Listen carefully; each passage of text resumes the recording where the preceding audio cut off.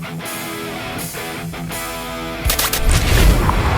listening to Semi-Pro Gridiron Rant, where we talk semi-pro all the time. All the time. A football podcast dedicated to you, the semi-pro athletes, coaches, team owners, and fans.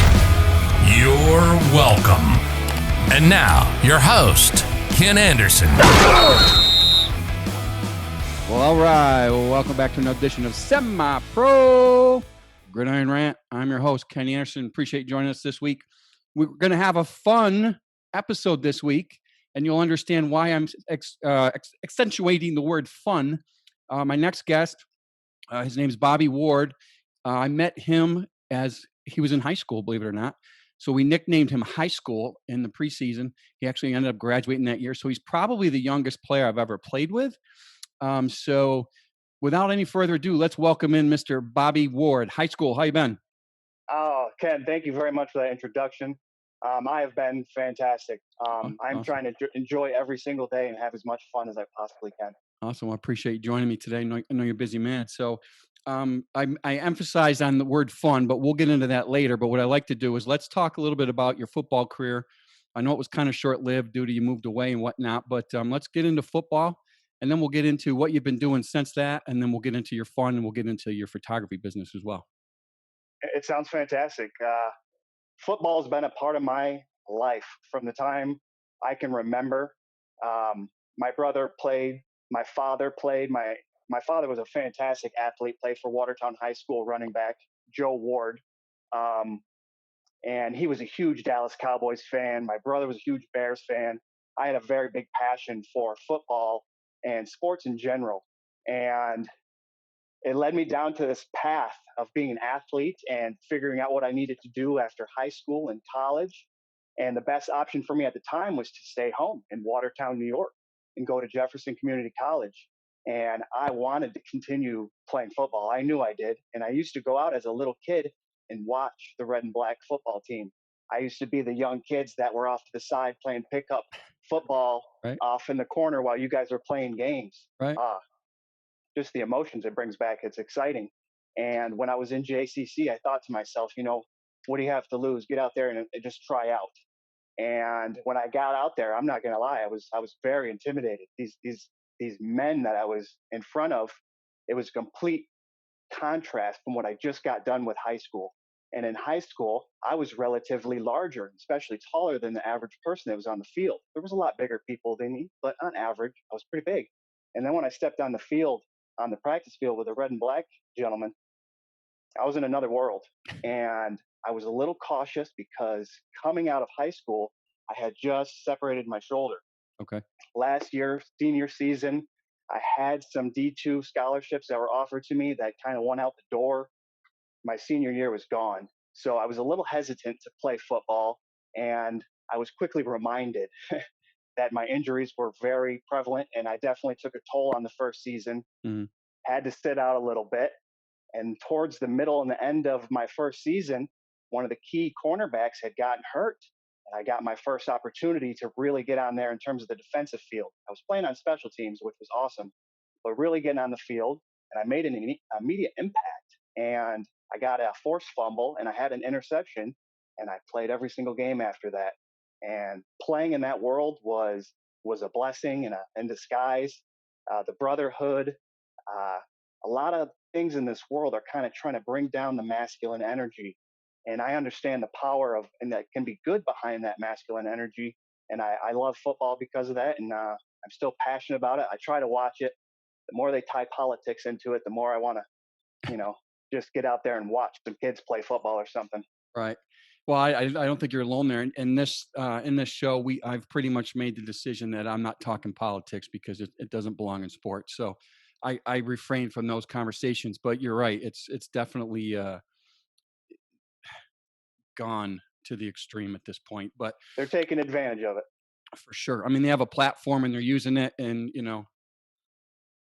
that's their prerogative, I guess. But unfortunately, it's costing them viewership. But as far as your experience, I remember you came in. I remember, dude, you were a baby face, right? You're this young, good-looking kid out of high school. Yeah. I mean, this young, good-looking kid out of high school, kind of a pretty boy-looking kid playing football with us, and I'm like, man, this dude still in high school. This kid's still in Yeah. high school. So, we kept calling him high school, and kind of stuck. And to this day, I was on watching Bobby does his own little show, and I went in and I said, Bobby, and he said, listen, Bobby, you call me high school. So to this day, he's still high school to me, and he'll always be high school to me. But so talk a little bit about, you came in, you said you're slightly intimidated, and then what kind of settled you down a little bit? Was it a play? Was it getting to start? Was it a certain was there a veteran that took you under the wing? What kind of relaxed you a little bit? Man, it was probably a combination of everything that you just said. But, just like doing these live streams can be nerve wracking in the beginning, you just kind of have to do them. And the more you do them, the easier it becomes and the more natural it feels. And it definitely was just a fitting in process. Um, I knew I was younger, but I felt like I had some speed and some agility and my work ethic. I know a lot of the veterans, they kind of got to a place where they were able to take a break because they had earned their role. And someone like me kind of is going to push people a little bit harder because I'm going to give that effort because I can. Um, but say the question again. I got myself into a tangent thinking Well, about I was gonna say, what was it that kind of relaxed you about? relax me. Getting out there and actually hitting the running backs. I remember we had the lineup. I'm so horrible with names. Man, when I was playing the young running, Was it George Eason? no, he was fast, quick, agile, back and forth, shifty. He played quarterback one year after Mello? sometimes. Yes. Yep. And I was watching him and I was watching the rookies try to tackle him and they were trying to set up and do really proper form tackles and he was running these kids over. And they were smiling. I could see the veterans laughing. You guys were killing us. You were destroying us. And I just said to myself, there's no way I'm going to let this guy run me over. No way. So I told myself, these guys are kind of going through form tackles. No way. I am going to try to smash this guy. And I'm glad I did because we both just stood each other up. My head was ringing, but he tapped me on the head and said, good hit, good Yeah. stick. I just, at that moment, I was like, all right, I think I can handle this. But I learned a lot of lessons that, man, I was not ready because I ended up hurting my shoulder again and kind of shifting over to wide receiver because I was trying to avoid the punishment. Hmm. The injuries happen and it's like, what are you going to do? But Yeah, it's part there was a lot of of moments, but people definitely took me under my wing. When you play on the defensive side, like I was, defense, I'm sure the offense is too, but defense is like a family. If one person goes down, everyone goes down. We work as a unit. So at some point, you know, everyone had to bring me in to make the defense as an entirety better. And when you're working on those defensive players that aren't necessarily starters, who are you working on? You're working on your special teams players. Right. And if your special teams players are horrible, you're going to give a lot of advantages to the other team's offense. So I used to enjoy and take a lot of pride in being on kickoff. I used to look forward to trying to, if there's a wedge and some guy thinks he's going to block me, I'm going to lay him out because he's not expecting this young guy to try to run through him. He thinks I'm going to run around him. Right. And there used to be some plays where if I knew I wasn't going to be able to make the tackle, somebody in that wedge was going to be on their back. And I used to get so pumped up from those moments. And I used to gain a lot of respect from the other guys. Some of the guys would pat me on the shoulders. I had a big guy grab me one time and just rolled over and laid on me.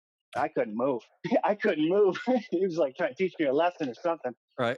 But there were a lot of moments, and I'm a competitive person at nature. So when I see people who are better than me, and the gentlemen that are older than me that have more experience, more strength, some of them, oh my, speed on some of the team, I couldn't believe how fast people's legs could move.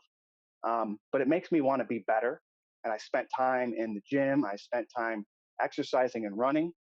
I've taken it to another level now. Sometimes I wonder if I went back.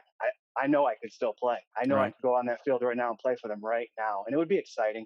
I don't know if I'd want to take a chance getting hurt because that's just part of the game. Hmm.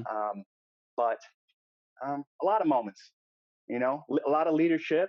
Uh, I enjoyed it. I love sports. It doesn't take a lot for me. I Hmm. love sports. I've been playing them my entire life. I try to play them today. I just play safer ones where I'm not going to break anything if I don't have to. Right. So listen, there's a little secret in sports, and you probably figured this out along the way, but if you get a moniker or a nickname, that usually means you're accepted. You know, So we had mentioned Mello. His real name's Anthony Noel, right? Or Anthony. Yes, yes. I'm so bad with I want names. to I hate say it. it. That's all right. But I nicknamed him Carmelo Anthony because number one, his name was Anthony, but number two, he had those cornrows at the time. So Yes, he did. I started calling him Mello. He looked just like Mello, just a thinner version. And his nickname has stayed, so there's a lot of people whose nicknames, you kind of give them a nickname and they just kind of run with it. And that's, in sports, that's kind of an exception, an acceptance to, you're one of the dudes when you start getting a Yeah. nickname and, you're definitely a hustler. You're definitely, we knew you were young and we could take advantage of you occasionally, bust your chops, but you were definitely a hustler. I remember you on special teams, always being one of the first dudes down there. And I do remember you laying some wood on defense, and I do remember you come over on offense. So, the good thing for me to hear is that you enjoyed your time playing the sport. Because the last thing I hate to hear is someone saying they played it and they hated it. So it's good to know that you enjoyed, even though it was a short-lived, partly injury riddled, and then also the fact that you moved away in '08, took you away from the game, but. It's nice to know that you at least enjoyed your time playing the sport. Oh, absolutely. I've loved playing sports. When I was in high school, you didn't play for the money. When I was in Jefferson Community College playing basketball, they don't pay me to play. I mean, you earn money in other things and education and all those things, but you didn't necessarily get paid. And that's when it got tough at the red and black level because it's like you know the majority of us, we have to have our day jobs out there, Right. and we're putting ourselves vulnerable to be able to perform that job by putting ourselves on the field. And if I was getting big bucks to be out on the field, I'd probably doing it for a lot longer. But Mhm. I have to kind of weigh the scale, and I want to put myself in football shape.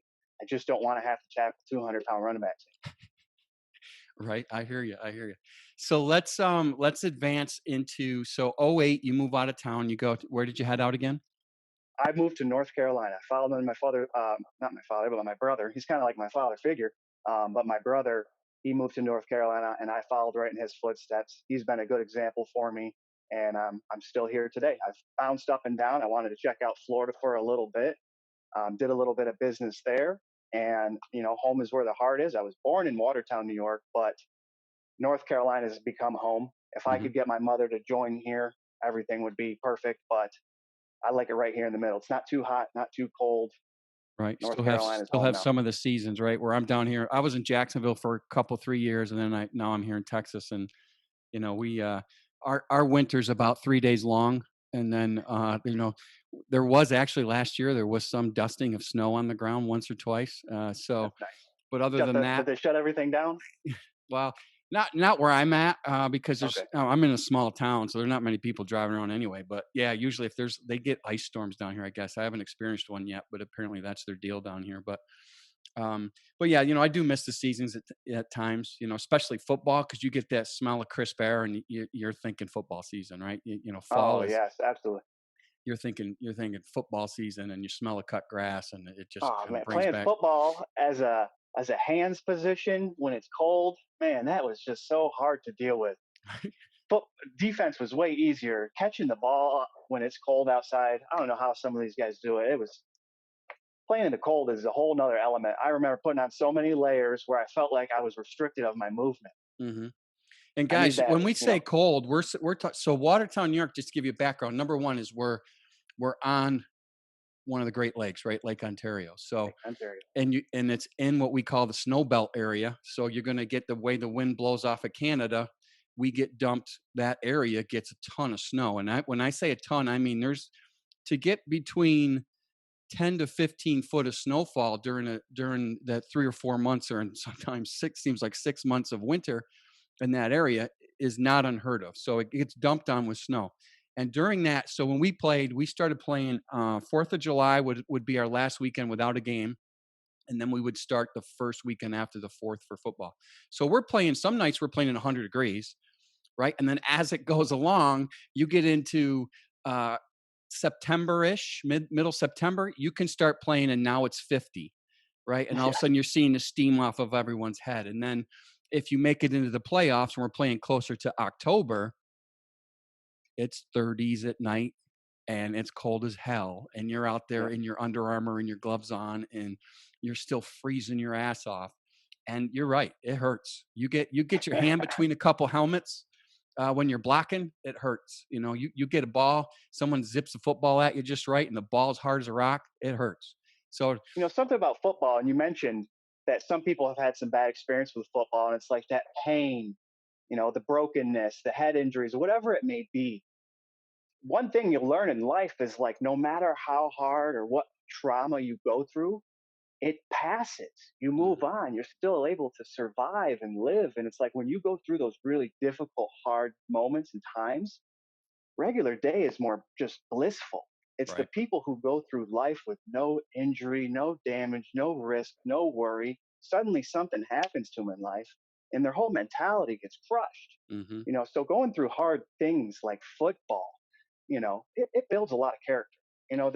There is some injury and some people abuse substances while Hmm. they're playing sports. And I think that can probably damage them a lot more than the actual physical aspect of the sport itself. Right. A lot of people are drinking outside of playing. They're taking a lot of prescription pills outside of playing. And I know that's going to contribute to their concussions and their head injuries. And, they don't want to talk about that. They just want to talk about, the impact of head to head contact, Hmm. which, you know, it You're happens. right. It rings your bell. For sure. And everyone, it's a cliche, but football is a microcosm of sport, of life, right?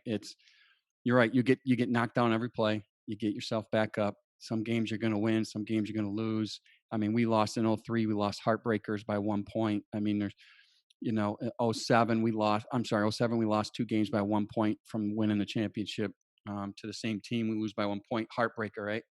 Mm, But then you get up and you go do it again. And you're right. In life, you're exactly right. You're going to get knocked down. You got to get back up. And I tell people, what choice do you have? You're going to stay down forever? No, get your ass up and get back on the grind. So, it's a great example. So one that kind of leads us into, I've been watching on Facebook a lot, and apparently you're on other platforms as well, but Facebook's the one that I frequent the most. But so you're in this thing, and it says I am fun, right? So when I'd mentioned earlier in this episode, that we would I use the word fun for a particular reason.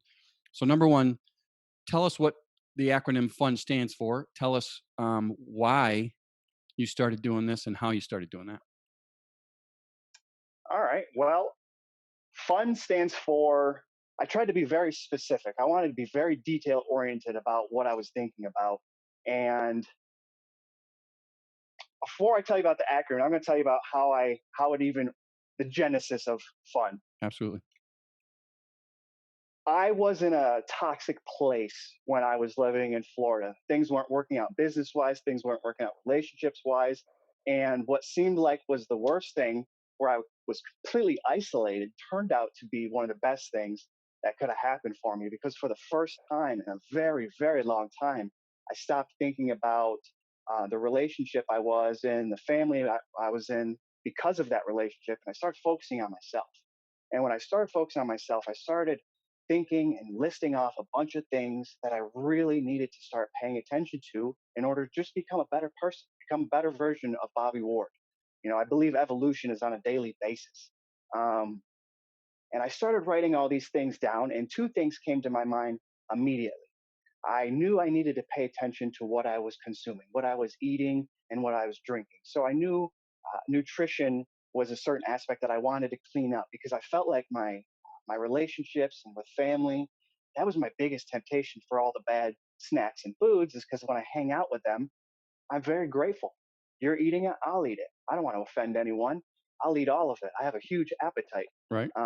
But I know deep down inside at this point, those little things, they add up and they affect you in the long term. Short term pleasures will bring about long term pains. So nutrition was an element.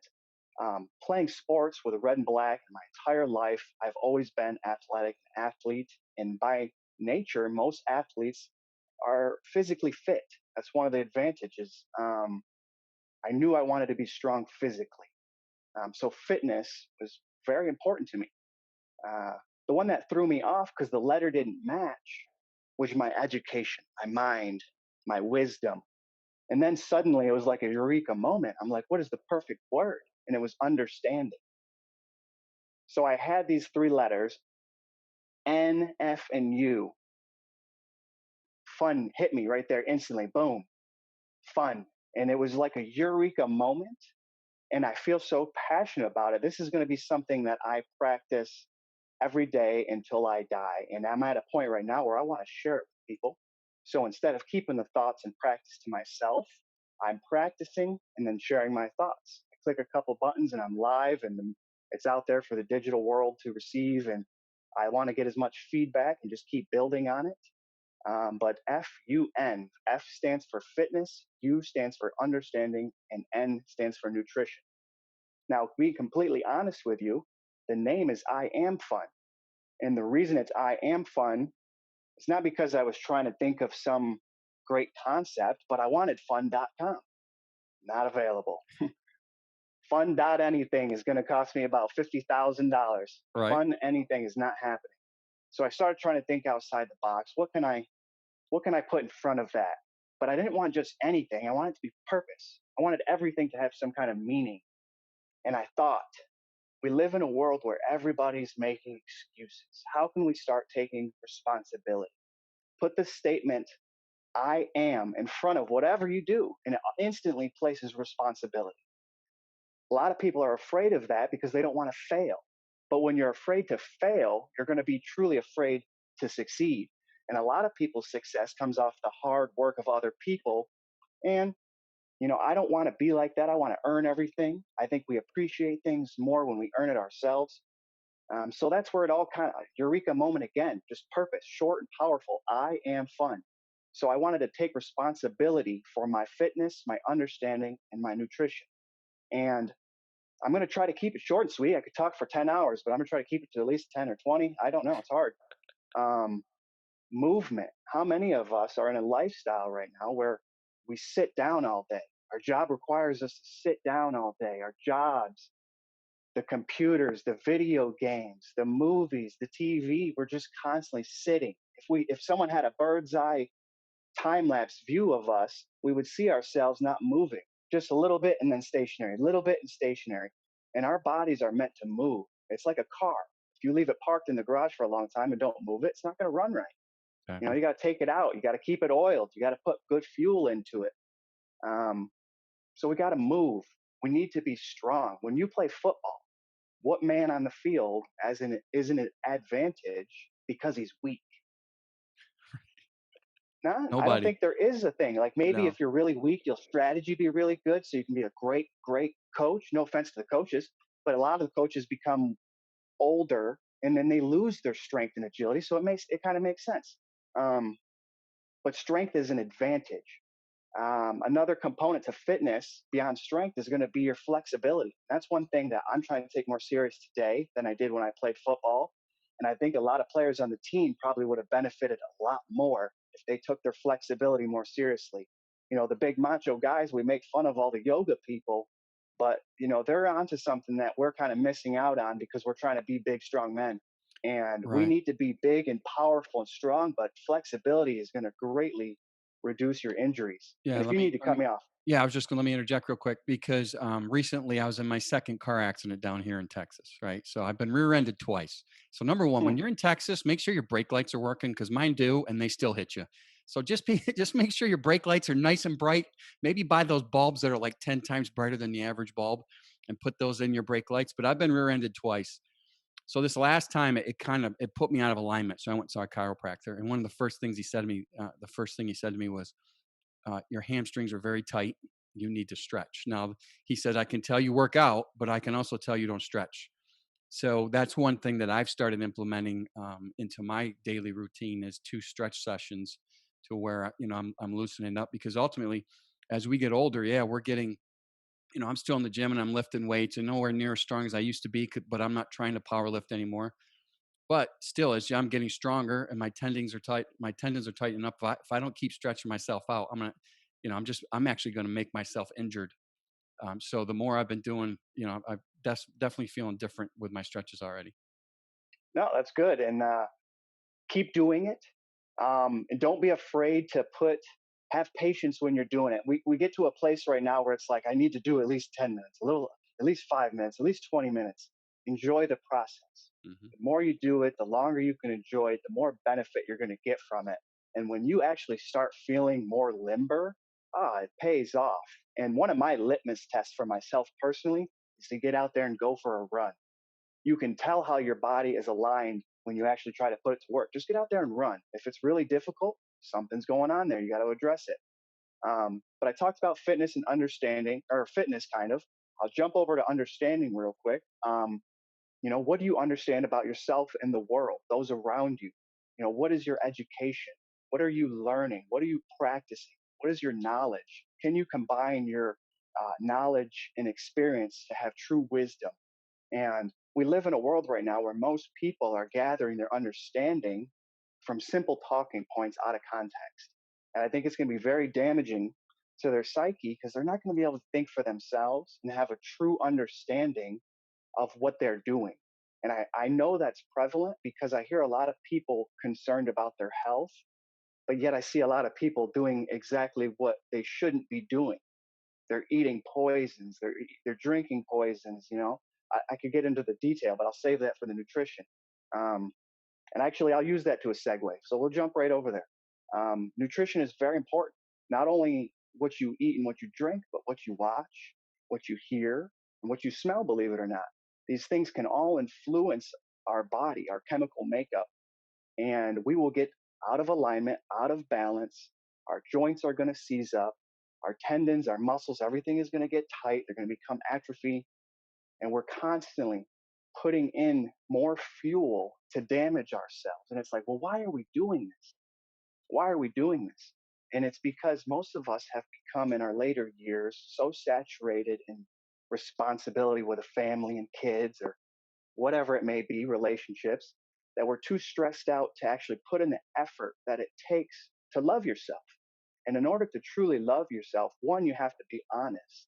And two, you have to be good to yourself. And when I say good, most people are like, well, that could be subjective. I'm like, you're right. So let's make it easy. Be good about your fitness, be good about your understanding, be good about your nutrition.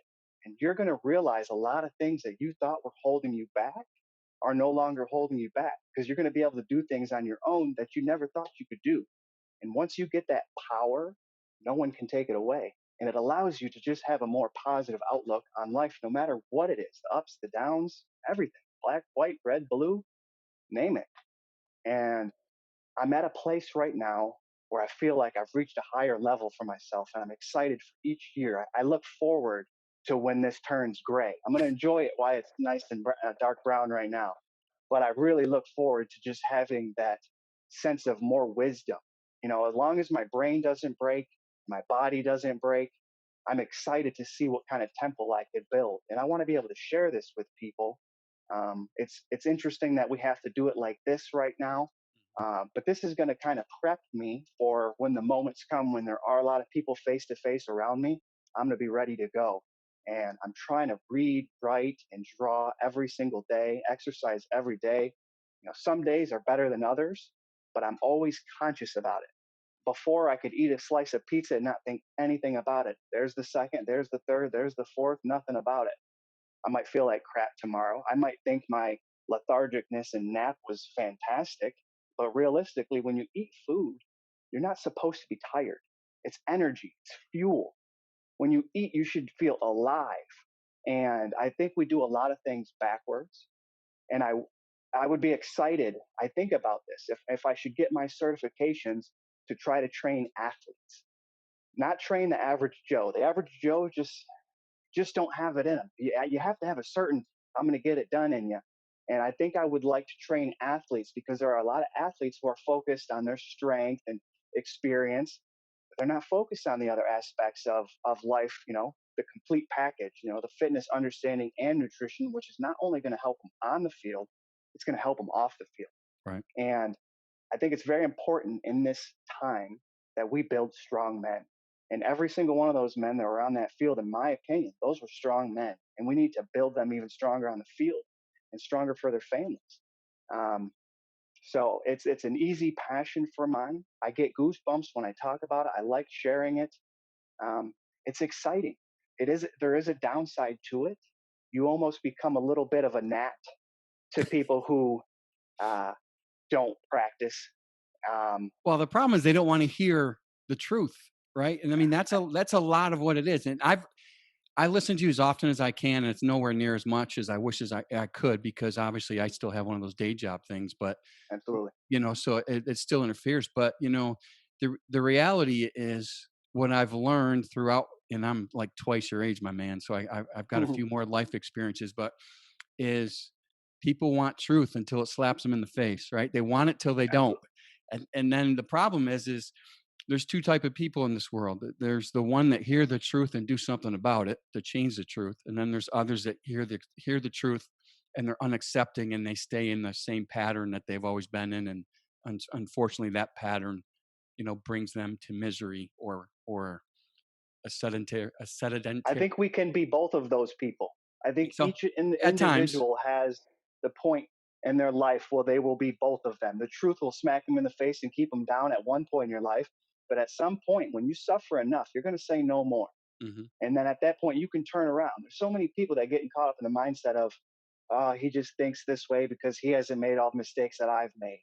And it's like we've each made our own different mistakes, but no matter what it is, you can still rise above it. One, you got to stop doing it. Right. There's so many of us out there that, we want to be forgiven, but you can't forgive the person because they keep doing it. It's our Right. action that actually have meaning. Words are easy. They're Right. very easy. They can be very powerful, but they can also manipulate. And we have to show people what we actually mean. Makes sense. So And yeah. I was going to say there's stages in life too. I mean, there's been times where I've been a fitness freak. There's been times where when I retired from football, my biggest fear was, and I think I talked myself into it. My biggest fear was I was going to stop working out and I was going to get fat, right? Well, lo and behold, my biggest fear came true. I hurt my back doing standing military presses, and then that fed into an excuse to stop working out for 10 years. And Yep. then one day I woke up, and you're right, I had enough. I was 282 pounds. My playing weight was in the 250s. That's being muscular. And I decided I don't want to be 280s. I'm down to 227 ish, 225, floating in that area. And I feel I'm a lot healthier. And, I don't work out 7 days a week. I don't run only because my body's been hammered, my knees and lower back. But I walk at least 3 or 4 days a week, and I'm lifting weights 3 or 4 days a week. And what I found is if you realize it's a journey and it's going to be a life journey, if you don't put so much pressure on yourself that say, I'm going to weigh 215 pounds by December 1st or else, you don't fail, right? It's every day is try to be a little bit better than you were yesterday. So if yesterday you ate that pizza, today don't eat the pizza, or if yesterday you didn't walk, today get your walk in. And if Yep. that mindset has allowed me to drop about 50 to 60 pounds, including putting muscle back on.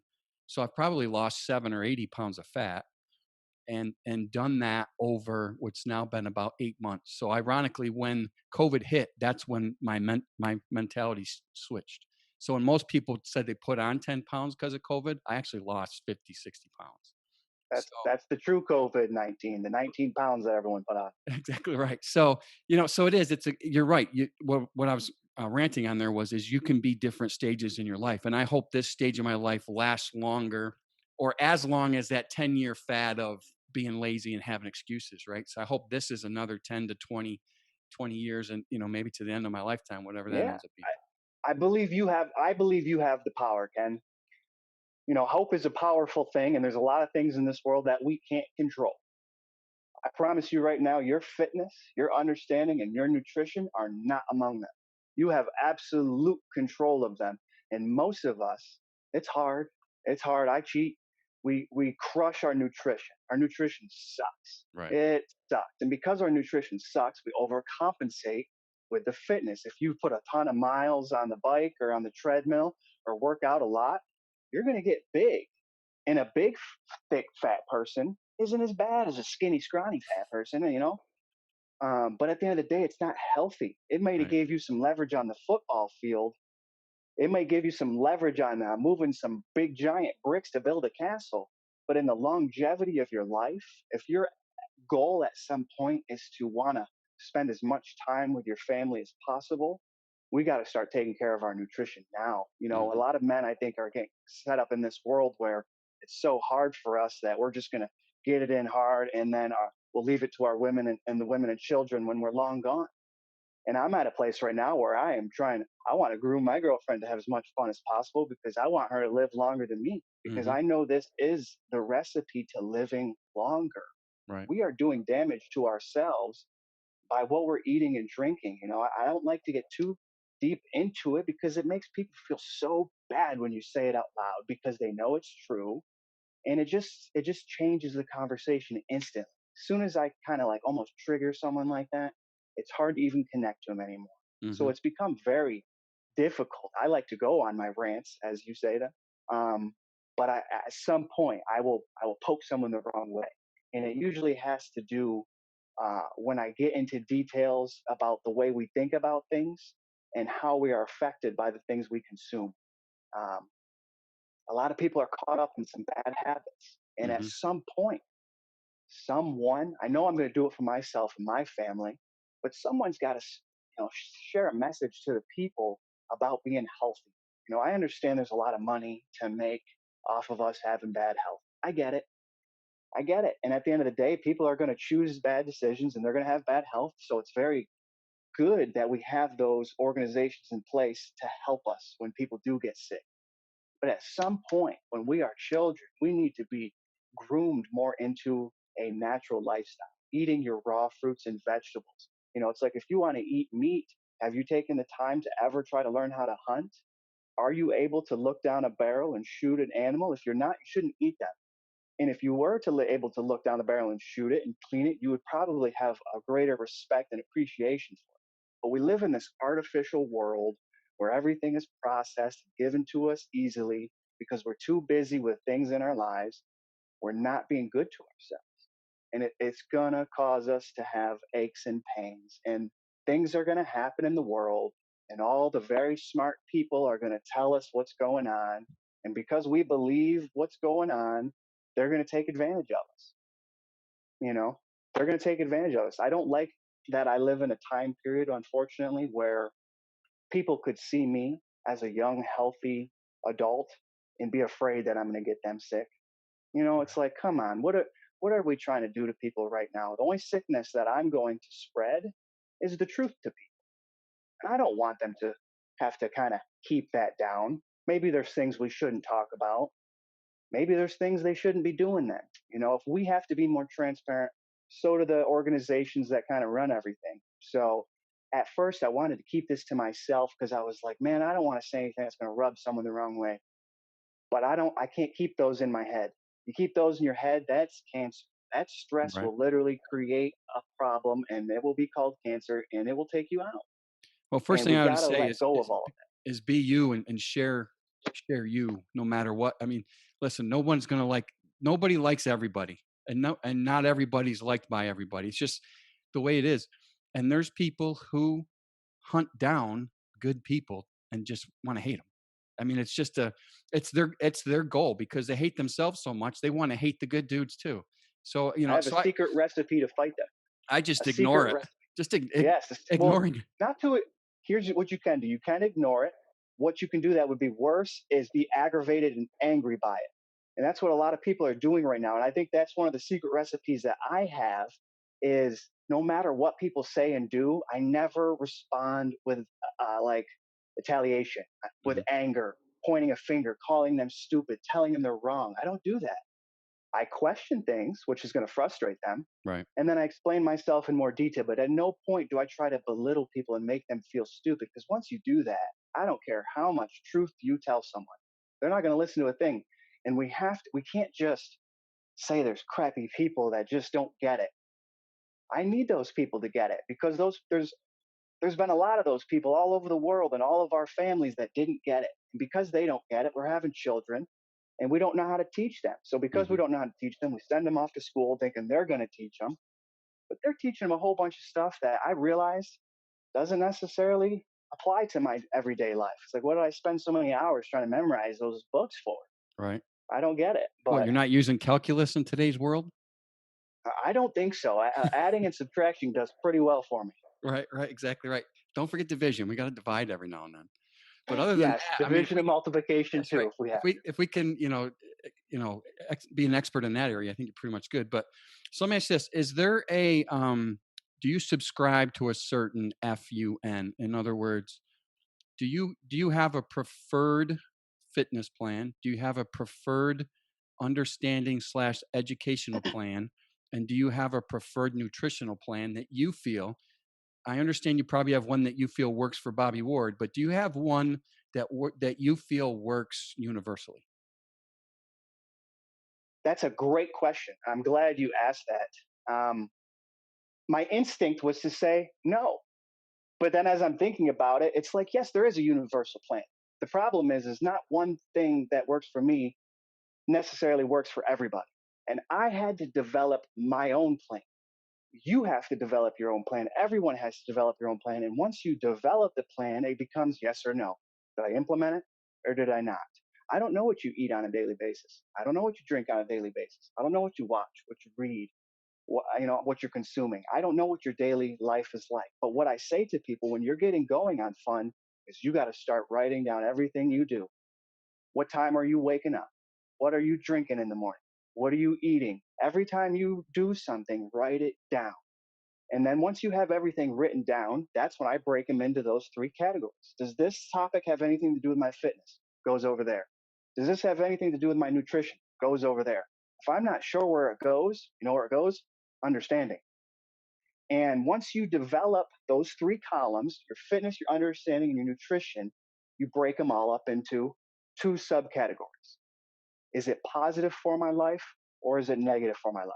Good, bad, up, down, right, wrong. You pick your words. It's your plan. But you know the difference between something good for you and bad for you. And most people do. They just don't accept it. But when you write it down and you break those columns down to your good and bad fitness, your good and bad understanding, your good and bad nutrition, and just look at it. Put it up on a board every day, a bulletin board, and just look at it and develop it and build it. Don't try to cheat it. Don't eat a piece of pizza and not write pizza down. Write pizza down and see that you're eating bad nutrition pizza. Now, when I say that, quality and quantity means everything. Quality and quantity. Not all pizza is created equally. A frozen Tombstone pizza from the grocery store is not the same thing as making a pizza from scratch at home and eating it with your family. Right. They are 2 completely different things. So quality is very important. A lot of people get on these strict diets of I can eat XYZ and I can't eat FY whatever. And that's just crap. The counting calories, the stepping on a scale to judge whether you're doing good or not. I believe this is set up for failure and it's done on purpose so other people can take advantage of you not doing good because you're not focused on the right areas. And at the end of the day, you have to ask yourself. That's what I tell people. Leave a comment. Did you have fun today? Yes or no? It's that simple. I don't care how fast you ran your mile. I don't care how many times you lifted weights. I don't care how many calories you think you did or didn't eat. Did you have fun today? Use your chart as a reference. Did I pay attention to my fitness today? Did I pay attention to my understanding? Did I pay attention to my nutrition? And once you become conscious of it, you develop a natural plan that fits for you and your life and your family. Everyone has different schedules, kids or no kids, good relationships, divorces. There's so many outside elements that can contribute to how we're able to go about our day. So for me to act like I have the perfect recipe for you, I don't. But what could I do is help you develop your plan and try to see if you're sticking to it. Mm-hmm. And I'm glad you asked that question because it really made me think deep. Thank you. Right. We're going to stop the interview right there. Again, Bobby, a lot of information for us. So what I'm going to do is I'll break this down into a 2-part interview again. So on Thursday at 9 a.m. Eastern, I will release the second half of this interview. Appreciate you joining us. See you.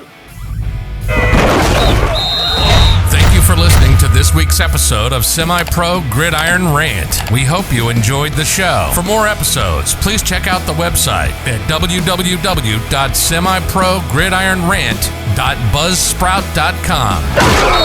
To reach us directly, please email us at semiprogridironrant@gmail.com or follow us on Instagram at Semi-Pro Gridiron Rant. Thanks again for listening.